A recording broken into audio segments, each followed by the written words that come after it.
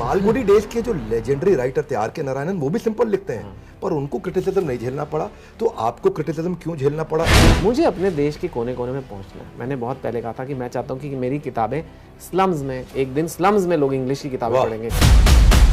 पिछले कुछ समय पर नजर डाले तो बॉलीवुड में कश्मीर फाइल चली, एक मूवी आई थी बीच में भूल भुलैया 2, वो भी चली, बाकी बॉलीवुड में कुछ ज्यादा चल नहीं रहा है। तो मैं आपसे बात करना चाहता हूँ, ये क्या बॉयकॉट बॉलीवुड का असर बहुत ज्यादा हो गया है? एरोगेंस अभी भी वही है वहाँ कि हम तो देवता है और कह रहे यार तुमसे तो यूट्यूबर बेटर है, तो वो उस वजह से वहाँ बायकॉट लग रहा है।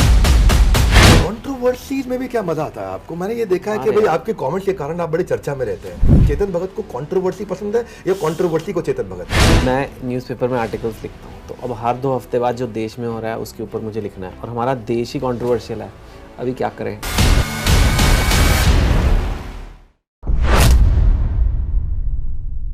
वो भगवान नहीं, फिर भी किरदारों की कठपुतली उसके पास है। कौन बनेगा हीरो, कौन विलन, ये सब उसके हाथ है। नमस्कार, विवेक बिंद्रा बोल रहा हूँ, फाउंडर एंड सीईओ बड़ाबिजनेस.com। बड़ा भारत शो में वापस स्वागत है आपका। इंडियाज ग्लोबल ब्रांड एम्बेसडर, ऐसे लोग जो भारत को बड़ा भारत बनाते हैं, उन्हीं की कहानियां हम आप तक पहुंचाते हैं। और आज के हमारे मेहमान हैं, कॉल सेंटर की वन नाइट ने इन्हें ओवरनाइट स्टार बना दिया, लाइफ की 3 मिस्टेक्स ने करियर को टेक ऑफ करा दिया। 5 पॉइंट समवन नहीं, ये तो 10 on 10 है। हाफ गर्लफ्रेंड नहीं, पूरा देश इनकी राइटिंग का फैन है। स्टोरी टेलर और बेस्ट सेलर का ब्लेंड, इनकी हर स्टेटमेंट भी कर जाती है ट्रेंड। इनकी कहानियां फिल्म प्रोड्यूसर्स के लिए 100 करोड़ का सुपरहिट फॉर्मूला। बहुत बहुत स्वागत है चेतन भगत जी आपका। थैंक यू सर, आप बोलते रहो, मेरे को नहीं बोलना है। मैं चाहता हूँ आप मेरे बारे में ऐसे बोलते रहो। वाह वाह। देखिए, न्यूयॉर्क टाइम्स ने आपको भारतीय इतिहास का सबसे ज्यादा बिकने वाला ऑथर बताया। टाइम्स मैगजीन को उसको कई बार इंडिया में बड़ा वैल्यू देते हैं, लेकिन अच्छी बात यह है कि इन्होंने आपको they ranked you one of the world's 100 most influential people. बधाई उसके लिए। कुछ बिके ना बिके, 3 चीजें भारत में जरूर बिक जाती हैं, एक मारुति कार, दूसरी मैगी और तीसरी आपकी किताब। अरे सर, अरे सर, आपकी जो किताब थी ना 5 पॉइंट समवन, बेस्ट सेलर बनी है। और कहते हैं किस्मत का ताला कभी पहली चाबी से नहीं खुलता। अलादीन का चिराग, वो कहते हैं कि अलादीन का चिराग नहीं, चप्पल घिसनी पड़ती है। सक्सेस को जाने वाली सड़क कहीं रिजेक्शन के मोड़ से गुजरनी पड़ती है। तो क्या ये सच है कि पहली नॉवल के लिए लगभग आपको बहुत दिन तक पब्लिशर से खूब चक्कर काटने पड़े? मतलब पब्लिशिंग इंडस्ट्री का गढ़ दिल्ली है एक्चुअली, और उस टाइम पे दिल्ली में कम से कम 10-12 पब्लिशर होंगे, अब शायद थोड़े ज़्यादा, पता नहीं। मतलब उस टाइम मुझे ज़्यादा, जितने भी थे सबकी मैंने लिस्ट बनाई। और अगेन इंटरनेट तो था नहीं, तो ईमेल शायद थोड़ी बहुत स्टार्ट हुई थी जब मैंने बुक लिखी थी। This was like early 2000s and सबके पास मैंने गया अपनी किताब लेके, और सबने एक एक करके रिजेक्ट किया। नहीं सर, ये नहीं हो पाएगा, ये नहीं हो पाएगा। एक्चुअली उस टाइम पे लोग, वो अरुंधति रॉय की बुक आई थी 1997 में, God of small things, Vikram Seth थे, सलमान रश्दी थे, वो उस टाइप का राइटर सारे ढूंढ रहे थे। अब वो चेतन भगत की किताब जो ऐसे, मतलब प्रोफेसर की बेटी के साथ 3 इंजीनियरिंग कॉलेज के लड़के, एक का इश्क फरमा रहा है, मतलब ऐसे सुनने में लगता है ये क्या किताब है। अब ये क्या पता था कि वो किताब और उसकी जो फिल्म है वो इतिहास रचेगी, पर मतलब कोई छापना ही नहीं चाह रहा था। इतिहास रचना तो बहुत दूर की बात है। एंड बहुत, आज मैं हंस रहा हूँ, आज ये मेरी एक, मतलब मैं बड़ी किस्सा सुना रहा हूँ आपको, लेकिन जब खुद पे बीतती है, जो आप कह रहे हो, ये फेलियर की जर्नी, आपने तो बहुत लोगों को देखा है, बहुत लोगों को मोटिवेट किया है, आसान नहीं होता। आदमी एकदम टूटने पे आ जाता है कि गिव अप ही कर जाता है, छोड़ ही दो यार। अब एक ना आपसे कठोर प्रश्न भी करना चाहता हूं इसी विषय में, अगर आप अलाउ करें। देखिए, बिकते बहुत ज्यादा, आप स्टोरी टेलर भी हैं और स्टोरी सेलर भी हैं, मार्केटिंग के आप गुरु हैं, आपने अपनी किताबों को अच्छे से मार्केट किया है। पर इस सबके बावजूद भारत में एक तबका है जो आपको कभी कभी, क्षमा चाहता हूं, इंटेलेक्चुअल राइटर नहीं मानता। और वन इंडियन गर्ल के बारे में एक जर्नलिस्ट ने लिखा कि ये Rakhi Sawant of Indian literature है। आप उसे बताते हैं मैं सिंपल लिखता हूं, पर कई लोग इस पर थोड़ा क्रिटिसिज्म देते हैं। तो इंडिया में कहते हैं कि 2 प्रकार की इंग्लिश है, एक शशि थरूर वाली, एक चेतन भगत वाली है। हाँ, ये मैं नहीं बोला है, आपने बोला है। हाँ। तो अब इसमें मालगुडी डेज के जो लेजेंडरी राइटर थे आर के नारायणन, वो भी सिंपल लिखते हैं, पर उनको क्रिटिसिज्म नहीं झेलना पड़ा, तो आपको क्रिटिसिज्म क्यों झेलना पड़ा? एक दूसरा, चेतन भगत की राइटिंग में ऐसा क्या है कि चेतन का सी क्रिटिसिज्म को अट्रैक्ट कर गया? एक तो विवेक जी, आज मैं जिस स्टेज पे हूँ, अभी मैं 48 साल का हो गया हूँ, 10-15 साल पहले मेरे को फ़र्क भी पड़ता होगा। जो आपने एक पार्ट हिस्सा आपके सवाल का था कि क्या आपको उस तबके से अप्रूवल चाहिए, अब ज़िंदगी में हर कोई आपको नहीं पसंद करेगा, ठीक है। अब आप हर आदमी अपनी सास को इम्प्रेस करने में लगा रहेगा, तो फिर अगर सास आपको पसंद करे तो अच्छी बात है, ताने मारती है तो कब तक आप पूरी ज़िंदगी तो नहीं बिता सकते उनके ताने बंद कराने में, ठीक है। सास है तो ऐसे मेरी भी सासें हैं बहुत सारी, हालांकि वैसे मेरी एक्चुअल सास ताने नहीं मारती, लेकिन मतलब मैं ऐसे एक कह रहा हूँ कि एवरीबडी कांट, आपको जिंदगी में जैसे आप बड़े होते जाते हो आप रियलाइज करते हो कि आप सबको खुश नहीं रख सकते। आप अपनी तरफ से एक अच्छे इंसान बन सकते हो, एक पॉजिटिव इंटेंशन से जा सकते हो। मुझे अपने देश के कोने कोने में पहुंचना है। मैंने बहुत पहले कहा था कि मैं चाहता हूं कि मेरी किताबें स्लम्स में, एक दिन स्लम्स में लोग इंग्लिश की किताबें पढ़ेंगे। क्या बात है। और सच में ऐसा हुआ। वीडियो है यूट्यूब पे। हमने अमेजोन, जब मेरी बुक आई थी अमेजोन के साथ हमने वीडियो बनाया था। मैंने कहा सबसे सारे पिन कोड दिखाओ मुझे जहाँ पे प्री ऑर्डर आए, और मेरे को सबसे ऐसे दिखाओ। कहते धारावी में आया। तो हमने कहा चलो जाएंगे। मैं खुद पर्सनली किताब दे के आया। तो सो इट वॉज समथिंग। मैं गया, मैंने जाके उस लड़की से पूछा कि तुमने क्यों ऑर्डर की है। उसने बताया कि मैं पढ़ती हूँ आपकी बुक्स और मेरे को यही बुक्स समझ आती है इंग्लिश में। तो क्या उसको हक नहीं है कि उसके लिए भी कोई राइटर हो? उसका राइटर नहीं होना चाहिए। मैं इस तबके के लिए ही सब कुछ करते रहे, हम सब कुछ अपनी सासों के लिए ही करते रहे। और एक चीज़ बताऊंगा मैं, शायद इसमें आपके सक्सेस का भी यही रीज़न है। एक सबके लिए लेसन है लाइफ में, it is not that simple to be simple. ये बात जरा 2-3 बार सोचना कि it is not that simple to be simple. Simple वही इंसान हो सकता है जिसका माइंड में क्लैरिटी हो, जिसकी माइंड में थॉट प्रोसेस क्लीन हो, कि मेरे को ये पता है कि मैं ये कहना चाह रहा हूँ। जो गोलमोल करके बातें करते हैं वो इंप्रेसिव नहीं होते, ये गलत थिंकिंग है आपकी। चेतन जी, ये माइंड में क्लैरिटी, थॉट प्रोसेस में क्लैरिटी से मैं आपके थॉट प्रोसेस का एक्सेस ढूंढना चाह रहा हूँ। आप सोचते कैसे हो? एक सवाल देता हूँ मैं आपको।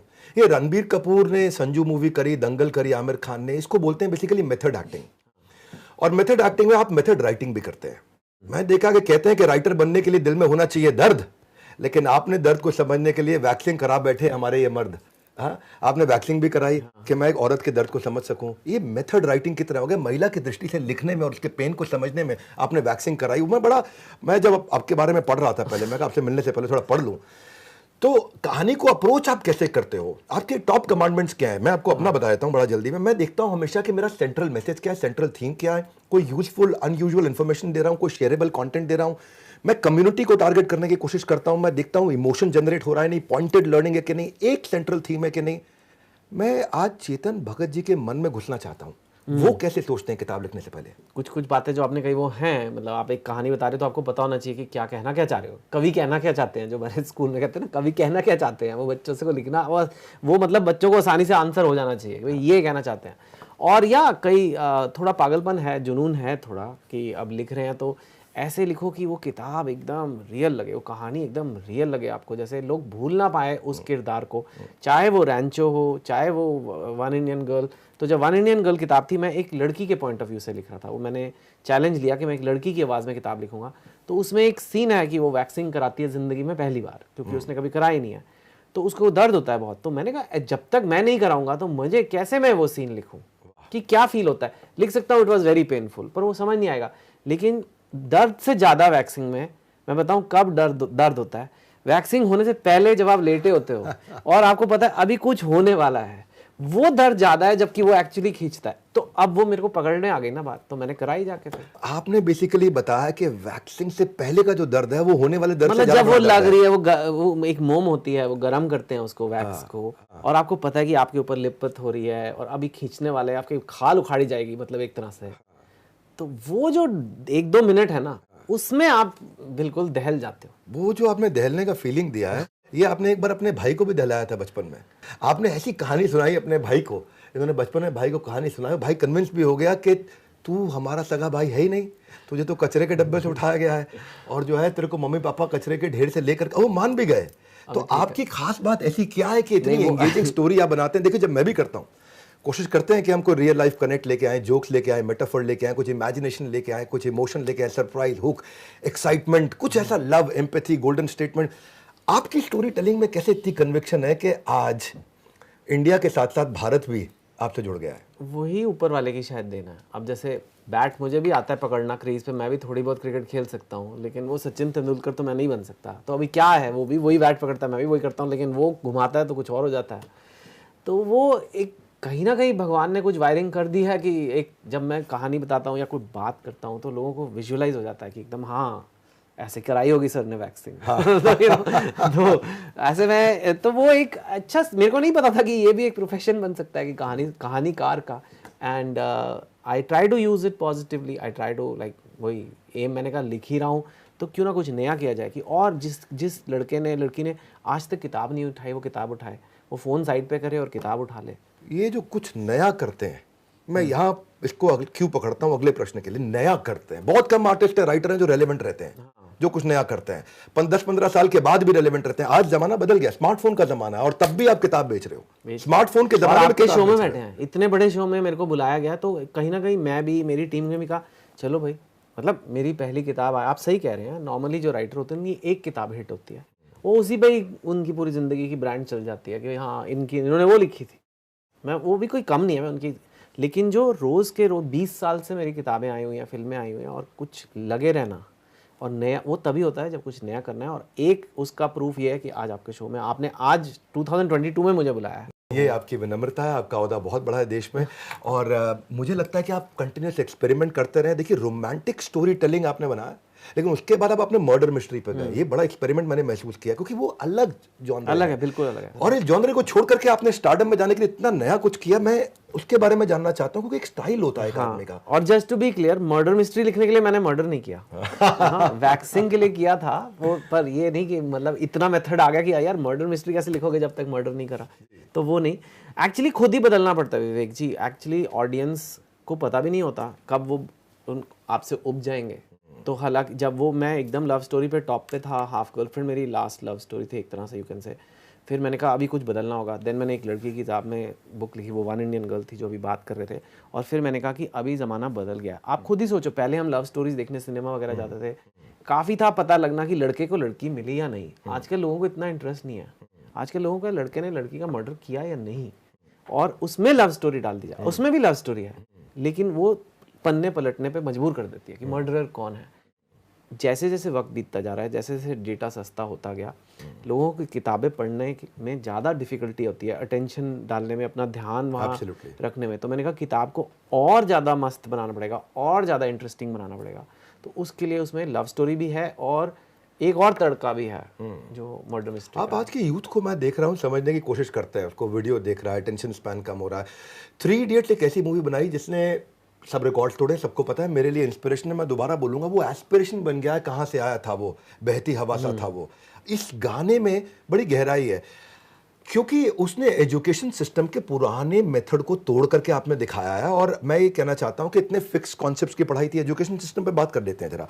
फिक्स कॉन्सेप्ट है, क्लासरूम बेस्ड थ्योरेटिकल अप्रोच है, लाइफ एक रेस है, पेरेंटल प्रेशर है, सुसाइड, बहुत सी ऐसी चीज़ें। लेकिन आपने प्रीमियर इंस्टीट्यूशन से पढ़ाई करी, खुद IIT IIM सब खूब बढ़िया पढ़ाई करी। लेकिन आज का स्टूडेंट जो आपको सुन रहा है, उसके लिए क्या एक मैसेज है कि वो दोनों नाव पे सवार होकर के कैसे चलेगा? क्योंकि आपने दूसरी नाव भी पकड़ी, पढ़ाई भी करी, प्रेम भी किया। अब वो या प्रेम कर ले या पढ़ाई कर ले, और अगर दोनों चीज़ों को आप साथ में लेके चल रहे हैं, तो यानी कि एक, क्योंकि देखिए आपने अपने पैशन को भी परस्यू किया एजुकेशन के अलावा, आप बाहर निकले।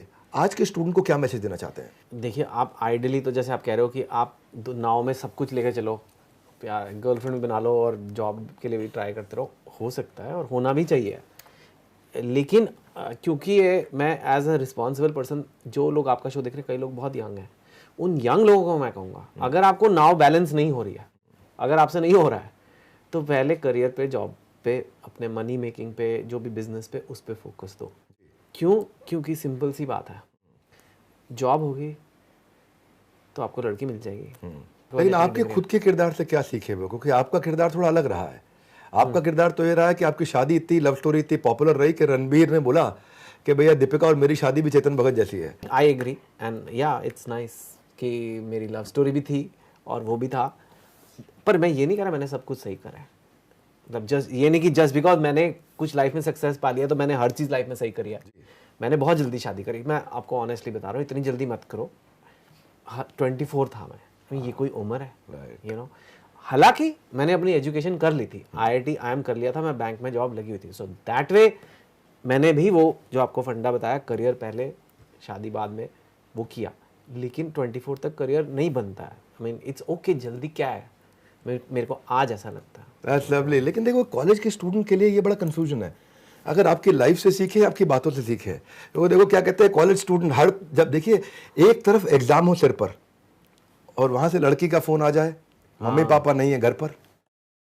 एक तरफ एग्जाम हो सर पर, वो घर पे इनवाइट करे, मम्मी पापा नहीं है घर पर। ऐसे में दिल और दिमाग का बैलेंस कैसे बनाएं? वो रूठ जाएगी, उसे कैसे समझाएं? और अब क्या उसकी तरफ ध्यान लगाएं, या फिर जो अब आपने नया सीख दिया कि करियर को आगे बढ़ाएं? अब डिपेंड करता है, मम्मी पापा कभी कभी बाहर जाते हैं या रोज जाते हैं। I mean I am being really honest. अपने अगर वो कभी कभी जाते हैं तो फिर चले जाओ घर, फिर आके रात भर पढ़ना। पर अगर ऐसा मौका बार बार आता रहता है तो फिर लेकिन आंसर आपने दे दिया, अगर दो नाव नहीं चल रही है तो पहले एक नाव को पकड़ लो। पहले career not just career, your own life. Even ये सिर्फ लड़कों को नहीं कह रहा हूँ, मैं लड़कियों को भी कह रहा हूँ। Your own self development, it's not just career. आपकी हेल्थ, आपका फिटनेस, आपके लाइक और भी रिलेशनशिप होते हैं ना, आशिकी के अलावा भी दुनिया में रिश्ते हैं कि नहीं है, तो वो आपके फ्रेंड्स, आपकी मदर, आपके फादर, आपके रिलेटिव, आपकी जॉब, आपका करियर, वो सब पे पहले आप ध्यान देते रहो। तो मेरा ये मानना है कि भगवान कृष्ण की जब गीता भी हो तो कहते हैं कि गुरु की बात को सुनो, उसको कॉपी मत करो, है ना। आपको कॉपी करने से नुकसान हो सकता है, लेकिन आपकी बात को मानने से फायदा होगा। क्योंकि मैं देख रहा हूँ कि आपने अभी यूट्यूब चैनल भी बनाया है, आप रेलेवेंट रहने की कोशिश कर रहे हैं, how to manage stress, skills to succeed, fitness tips पे भी बात कर रहे हैं। वहाँ हमारे बहुत सारे सब्सक्राइबर हैं, आप जाकर के सर को भी सब्सक्राइब करिए, चेतन जी को भी, how to be happy, how to handle breakups, अपने कई चीजें कर रहे हैं। Thank you so much for mentioning my channel. नहीं क्यों नहीं, जाके सब्सक्राइब करें, सीखेंगे आपसे चेतन भगत जी से, क्योंकि ऐसा माइंड को एक्सेस मिल रहा है आपको। पर आपने ये एक्सपेरिमेंट किया, मैंने देखा किसी और ऑथर ने ऐसा एक्सपेरिमेंट नहीं किया। आपको लगता है कि रेलेवेंट बने रहने के लिए यूट्यूब के थ्रू जाना चाहिए? देखिए, मैं शुरू से ही अपने आप को सिर्फ ऑथर देखा नहीं। वो तो मेरी बुक्स बहुत चल गई, लेकिन कभी फिल्म्स भी चल रही हैं, कभी टीवी भी हो रहा है, कभी न्यूज़पेपर में आर्टिकल्स भी आ रहे हैं। मेरा काम कहानियाँ बताना है, मेरा काम अपनी नॉलेज शेयर करना है। एक ऐसी एज पे आ जाते हो तुम, I am at 48 now, 10 best seller हो गई हैं, 5-6 पिक्चरें हो गई हैं, अब चलो मैं 2 और लिख लूँगा, ओके, उसमें 3-4 साल चले जाएंगे। तो चेतन भगत का इंट्रोडक्शन होगा, इन्होंने 12 किताबें लिखी हैं, 10 की जगह 12 हो जाएगा। लेकिन वो 3-4 साल में अगर जो इंडिया के यूथ हैं उनको मैं मोटिवेट कर दूँ, उनको कुछ लाभ पहुंचा दूं, उनको कुछ, जैसे आपने कहा, आपकी सोच से शायद उनका कुछ फायदा हो जाए, तो it's worth more satisfying to me. It's not so much for money और एनीथिंग। मेरे को मजा आता है करने में। कंट्रोवर्सीज में भी क्या मजा आता है आपको? मैंने ये देखा है कि भाई आपके कमेंट्स के कारण आप बड़ी चर्चा में रहते हैं। और या तो ये देखिए, ये मार्केटिंग स्टंट है या आपका बिलीफ है जिसको आप आगे लेकर के आते हैं। क्योंकि ज्ञानवापी मस्जिद के विवाद में आपने बोला mosque plus temple should become मॉस्पिल। दूसरा चीज मैं देख रहा हूं कि जहां मंदिर मस्जिद एक जगह पे आप बोल रहे हैं कि दोनों को एक ही स्ट्रक्चर कर दो। फिर लव जिहाद पे आप बात कर रहे हैं, अवार्ड वापसी पे आप बात कर रहे हैं। चेतन भगत को कंट्रोवर्सी पसंद है या कंट्रोवर्सी को चेतन भगत? मतलब मैं न्यूज़पेपर में आर्टिकल्स लिखता हूँ, तो अब हर 2 हफ्ते बाद जो देश में हो रहा है उसके ऊपर मुझे लिखना है, और हमारा देश ही कंट्रोवर्शियल है। अभी क्या करें, या तो है ना कि हमारे देश में शाम सिंपल चीज़ें चल रही हों कि आज शाम हो गई, आज लोगों ने दाल बना ली, बहुत डायनामिक है, आज कुछ ना कुछ होता ही रहता है। अब अगर आप उस पर टिप्पणी नहीं करोगे तो वो भी मुझे लगता है कि कहीं ना कहीं एक एज अ राइटर मैं अपना रिस्पॉन्सिबिलिटी नहीं निभा रहा हूँ। आपको लगता है रिस्पॉन्सिबिलिटी है या मार्केटिंग है? मार्केटिंग इसमें नहीं है एक्चुअली, क्योंकि इतना कोई खास फायदा नहीं था। मुझे क्या अभी मार्केटिंग की ज़रूरत है, मतलब आई मीन एज सच इतना कोई, और ऐसे वे में मुझे लगता है कि कहीं ना कहीं अपनी, मैं कोशिश नहीं करता कंट्रोवर्सी करने की, पर अपनी जो बात है वो दिल की कहनी चाहिए। और जो भी बात होती है, मेरी ये इंटेंशन होती है, इससे क्या मेरे देश को फ़ायदा होगा, इससे क्या हमारी सोसाइटी बेटर होगी। और हो सकता है मैं शायद गलत भी हूँ, मैं भी एक इंसान हूँ, मेरी भी एक राय है वो, और मैं अपनी राय लोगों के सामने रख रहा हूँ। लेकिन अगर वो राय डिस्कस हो रही है, अगर वो राय के ऊपर कंट्रोवर्सी भी हो रही है, तो दैट मीन्स वो राय कहीं ना कहीं लोगों को टच कर रही है। पिछले कुछ समय पर नजर डाले तो बॉलीवुड में कश्मीर फाइल चली, एक मूवी आई थी बीच में भूल भुलैया 2, वो भी चली।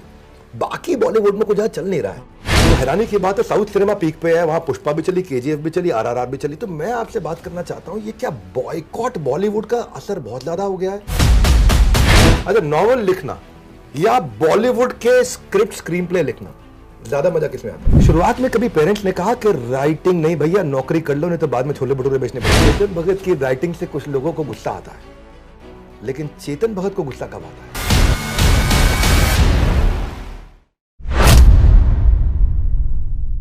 टेक्नोलॉजी बिजनेस को बढ़ा रही है, स्केल करने में मदद करती है। मैं हमेशा बोलता हूं टेक्नोलॉजी, टीम और ट्रेनिंग बड़ा इंपॉर्टेंट है स्केल करने के लिए। आप बड़ा बिजनेस प्लेटफॉर्म पे आए हैं, आज बड़ा भारत शो में आए हैं, और हम लोग हजारों लाखों करोड़ों एंटरप्रेन्योर्स की लाइफ बदल चुके हैं अब तक। मैं खुद पर्सनली हजारों लॉस मेकिंग बिजनेसेस को प्रॉफिट मेकिंग बना चुका हूं। मेरी स्ट्रेंथ है, मुझे कोई भी बिजनेस दिखाओ, मैं फट से टर्न अराउंड कर सकता हूं उसका। तो आपने एक जगह पे शायद इंडिया टुडे कॉन्क्लेव में कहीं आकर के आपने बोला था कि मिनी एंटरप्रेन्योरशिप से जॉब की प्रॉब्लम सॉल्व हो सकती है। कहीं मैंने सुना था जहां पे आपने कहा कि टी शॉप खोल लो, बेकरी ओनर बन जाओ, या कुछ मतलब वुमेनप्रेन्योर कुछ भी हो जाओ। तो मेरा ये प्रयास है हर घर में एंटरप्रेन्योर हो। आपको अगर सोलोप्रेन्योर को, एंटरप्रेन्योर को, वीडियोप्रेन्योर को, कंटेंटप्रेन्योर को, किसी को अगर आपको 3 टिप्स देने हो तो आप क्या 3 टिप्स देना चाहेंगे? एक तो यही कि आज की डेट में अगर आपकी टेक स्ट्रैटेजी नहीं है तो आपका बिजनेस सफ़र करेगा। मतलब पुराने से पुराना बिजनेस कोई भी, आपकी चाहे हलवाई की दुकान हो, चाहे आप जलेबियाँ बनाते हो, आपको फिर भी आपकी एक टेक स्ट्रैटेजी होनी चाहिए। बिकॉज जलेबी वाले का भी ऑनलाइन ऑर्डर होंगे। अब ऑनलाइन ऑर्डर होंगे तो जलेबी को भेजना आसान नहीं है। जलेबी को भेजना है तो उसके डब्बे कैसे होंगे कि वो क्रंची हो जब आए। आपने सोचा है इस बारे में? आप सोच रहे हो कि मेरे पापा जलेबी बेचते थे, दादा जलेबी बेचते, हमें हम नहीं बदलेंगे, बस देसी घी में जलेबी है, खानी है खाओ नहीं। ऐसे नहीं होगा सर। अब आपको डब्बे सुंदर बनाने पड़ेंगे, ये सब। तो हर छोटे से छोटे को सोचना पड़ेगा। मैं इस टेक्नोलॉजी इतनी पावरफुल चीज़ है जो हर एक के फ़ोन में है। हम सब, पूरी दुनिया एक फ़ोन से जुड़ी हुई है, पैसे दे सकते हैं एक दूसरे को इधर से। तो आप क्या करो, पहला टिप तो ये है। दूसरा ये कि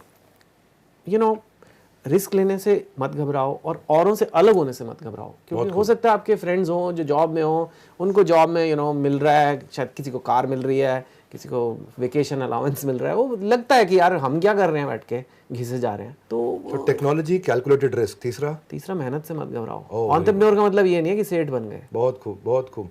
मैंने जलेबी से ये एग्जांपल देता हूँ आपको। थोड़ा 1 मिनट अलाउ करो, अपनी छोटी वाली 30 सेकंड की तारीफ कर लेता हूँ। मेरे साथ एक लड़का काम करता है, ओम प्रकाश गौतम। वो एक्चुअली पलवल में जलेबी बनाया करता था। बीकॉम था, बीकॉम पास किया पलवल हरियाणा में, और रेस्टोरेंट में नौकरी करके जलेबी ही बनाता था वहाँ पे।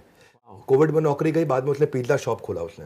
वो हमारी ऑर्गेनाइजेशन ज्वाइन कर गया। हमारा एक मॉडल है independent business consultant, micro franchisee लोग हमारे बन जाते हैं।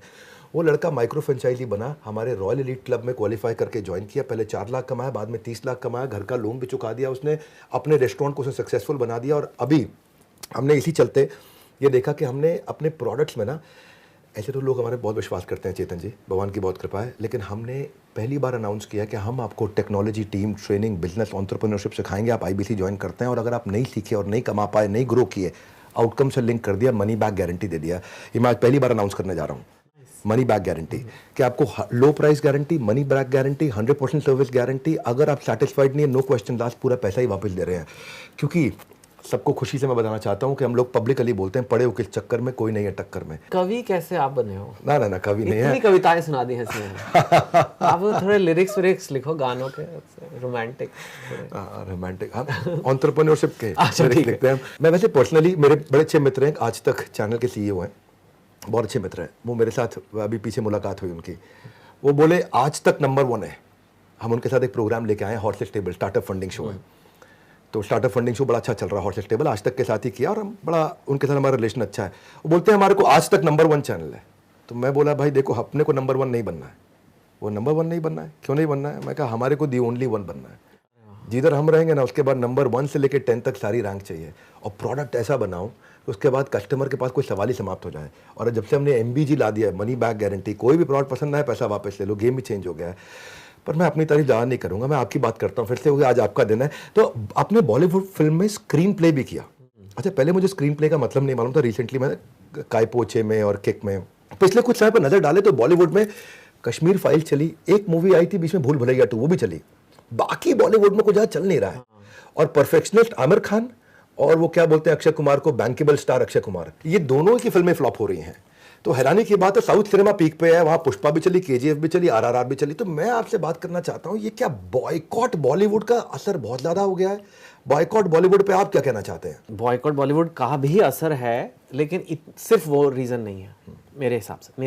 ये मेरी राय है। अब आप फिर बोलेंगे कंट्रोवर्सी हो गई, वैसे अब मार्केटिंग स्ट्रेटजी हो गई। मार्केटिंग स्ट्रेटजी नहीं, हम 2 लोग बात कर रहे हैं, मैं आपको अपना बात बता रहा हूँ कि मेरे को क्या लगता है कि बेबाक बोलिए। क्योंकि आप कहते हैं कि आप यूथ को समझते हैं, तो मेरे हिसाब से ये हो रहा है। शायद वो यूथ को भी नहीं ध्यान आ रहा है ये बात का। हमारे ब्रेन्स रिवायर हो चुके हैं। हमारे ब्रेन्स रील्स देख देख के, जो टिकटॉक पहले था अब वो इंस्टाग्राम रील्स हो गया है, और शॉर्ट्स, यूट्यूब शॉर्ट्स, छोटा छोटा कंटेंट, या इवन व्हाट्सएप पे छोटे छोटे वीडियो लोग भेजते हैं, वो देख के हमारे ब्रेन में अटेंशन है नहीं। 2.5 घंटे की पिक्चर देख के, मतलब देख सकते हैं लेकिन उतना एंजॉय नहीं करते जितना पहले करते थे। अब कहाँ पेशेंस है? अगर रील्स में 5 सेकंड भी अच्छी ना लग रही हो ना,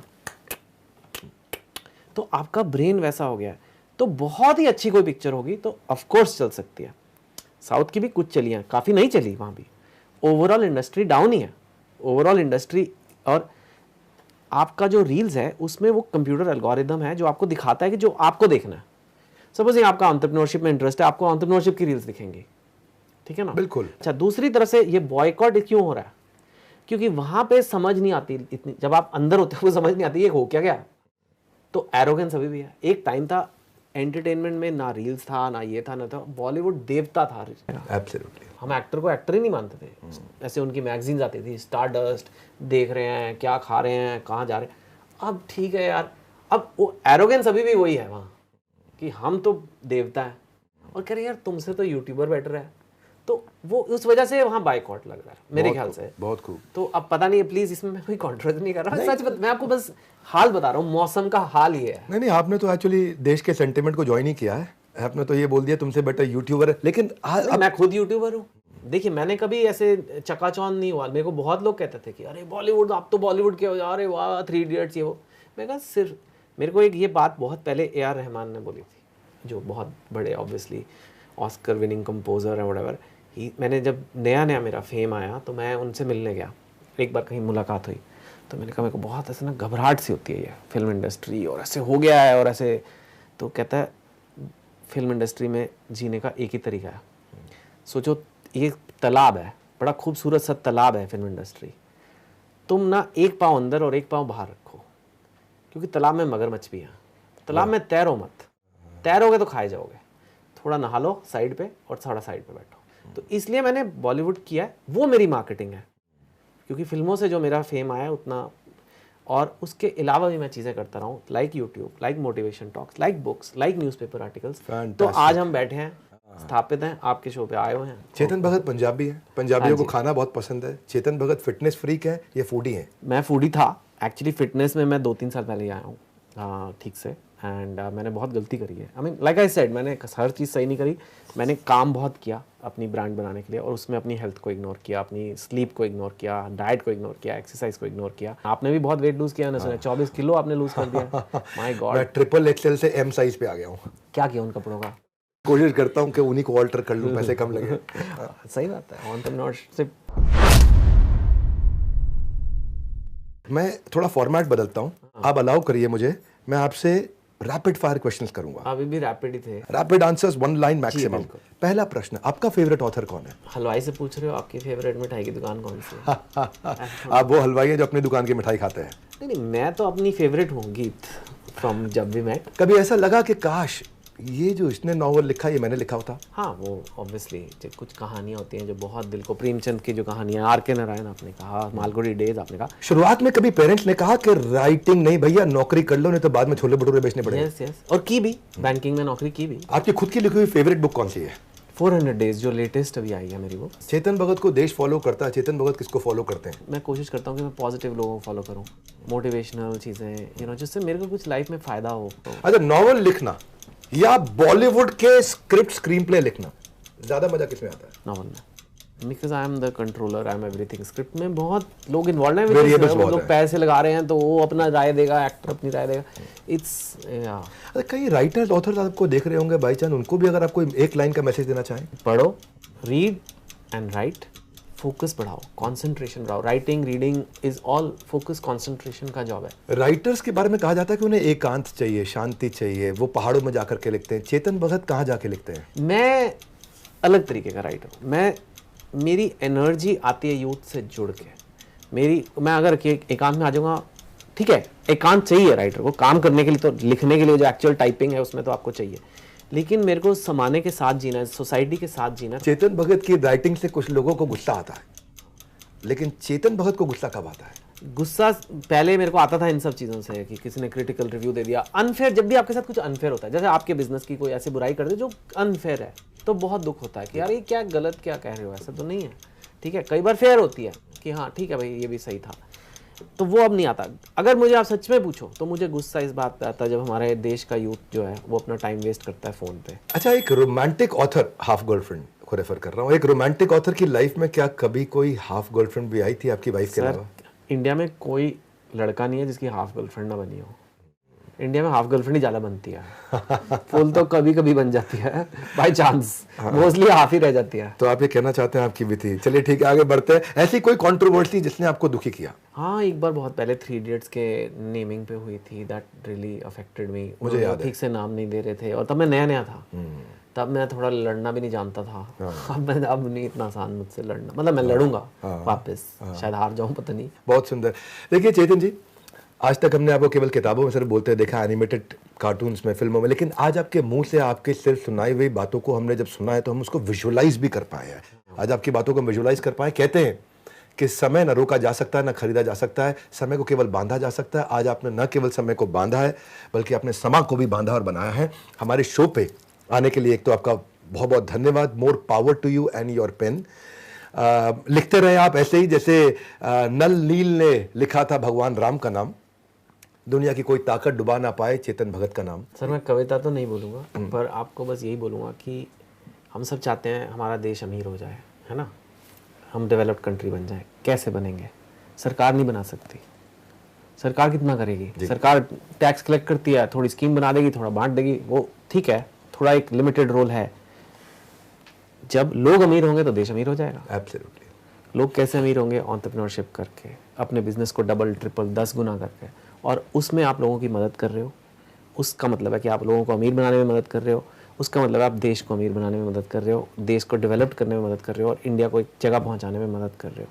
तो उसके लिए मैं आपका शुक्रगुजार। बहुत बहुत धन्यवाद। This means a lot to us. और ऐसे ही आप भी बेस्ट से बेस्ट सेलिंग हो आपका हर एक काम, और देश दुनिया में हमेशा बना रहे चेतन भगत का नाम। हम तो हमेशा ही आशा करेंगे, बहुत प्रेम से करेंगे, दिल से, दिल खोल के करेंगे, पब्लिकली हमेशा करेंगे। और आप भी कमेंट करिए कि आपको इस वीडियो में क्या लर्निंग पसंद आई। अगले एपिसोड बड़ा भारत शो में आप किसको देखना चाहते हैं, बस थोड़ा सा इंतजार। आ गया एक और बड़ा बुधवार। हमारे साथ जुड़े रहने के लिए, चेतन भगत जी की बेबाक बातों को पूरा सुनने के लिए, इस वीडियो को सब तक पहुंचाने के लिए आप सबका हृदय की गहराई से प्रेम पूर्वक धन्यवाद। चेतन जी, आपका विशेष धन्यवाद।